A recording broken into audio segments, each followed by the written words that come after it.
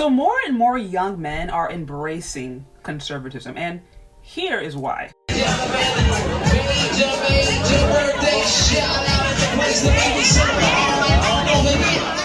Oh, damn! That man sleep. Hit that strike. Roll it. Roll the strike. That man sleep. It's over. Oh!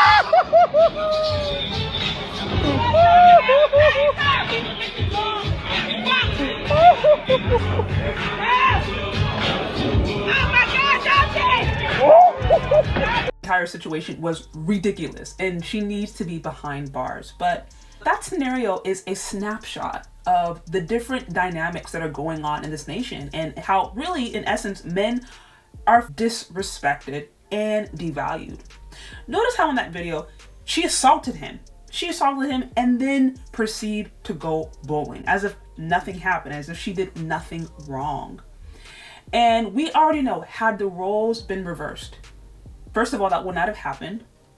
That person would have been behind, bars easily. There would have been probably other people who would have gotten involved. Maybe other men would have jumped in and tried to protect the woman. And you certainly would not have heard anybody in the background laughing. You heard a man in the background laughing as he's looking at that man who had been assaulted on the floor. But like I said, had the roles been reversed, that never would have happened. And this is just one example of how men, essentially, men's pain, men's feelings, men's experiences becomes undermined. These young boys, they're seeing this and they're strictly looking for a place where they, in their experience, can feel validated. Enter an Andrew Tate, for example. Whether or not you think he's toxic or not toxic, whether or not you think he's guilty or not guilty.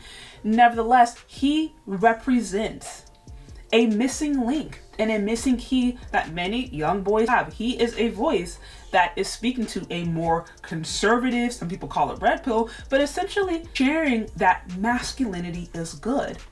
Masculinity is good. Now, I don't agree with everything that he is saying, but some of the four fundamental values that he is representing and emulating is that, like, hey, men should be men. Men can be men, and that is okay.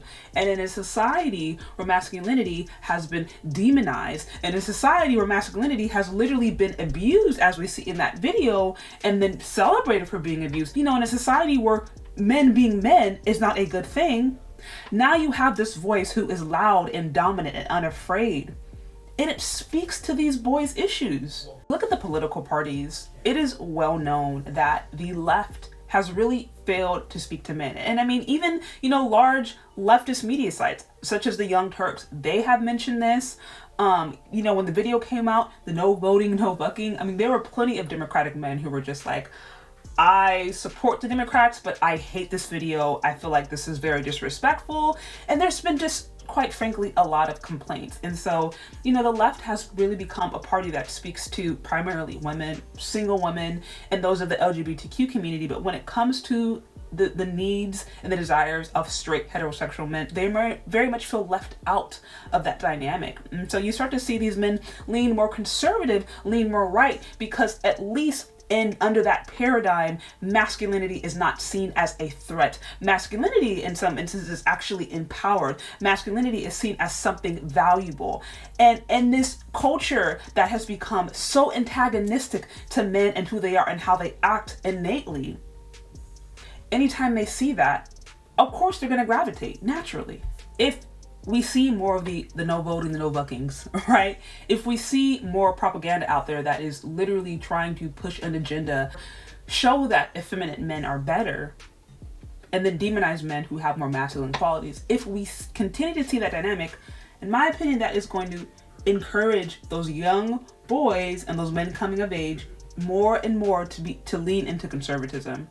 Because at the end of the day, if you are a masculine man, you're going to want to go to a place. You want to go to a country, into an environment where your manliness and where your masculinity is celebrated. And to me, that seems quite natural. But what do you think? Do you agree or do you disagree? Let me know. Leave your questions, comments, concerns in the comment section below. Thank you so much for listening if you've gotten this far. And we'll talk later. Bye.